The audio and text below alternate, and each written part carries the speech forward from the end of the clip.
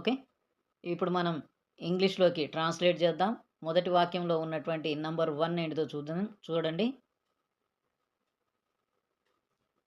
భారత సంతతి వ్యక్తులు అంటే ఇండియన్, ఇండియన్ ఆరిజిన్ అని చెప్తాం కదా! So, people of Indian origin అంటే బావుంటుంది. People of Indian origin. Right. ఈ ఆరిజిన్ అనే పదానికి బదులుగా డీసెంట్ అని కూడా చెప్పొచ్చండి. డీసెంట్. ఓకే. సో, అందుకుంటున్నారు, ఉన్నారు అనంటే ఇది కంటిన్యూయస్‌లో ఉంది. ప్రెజెంట్ కంటిన్యూయస్‌లో. కాబట్టి మనము ఆర్ అనేటటువంటి హెల్పింగ్ వర్బ్ తీసుకుందాం. A R E are getting. Are getting అంటే అందుకుంటున్నారు. ఏం అందుకుంటున్నారు? ఉన్నత హోదాలు. ఉన్నత హోదాలు. అంటే high positions. High positions. Okay. అర్థమవుతుంది గదా! High positions. ఉన్నత హోదాలు. ఎక్కడ? అమెరికాలో. లో. లో అంటే ఇంగ్లీష్‌లో ప్రిపోజిషన్ ఉంది గదా! In.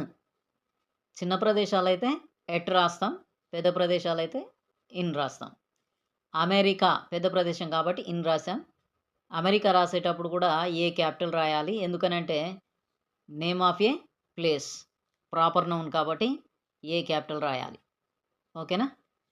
People of Indian origin భారత సంతతి వ్యక్తులు ఆర్ గెటింగ్ పొందుతున్నారు హై పొజిషన్స్ ఉన్నత హోదాలు ఇన్ అమెరికా అమెరికాలో.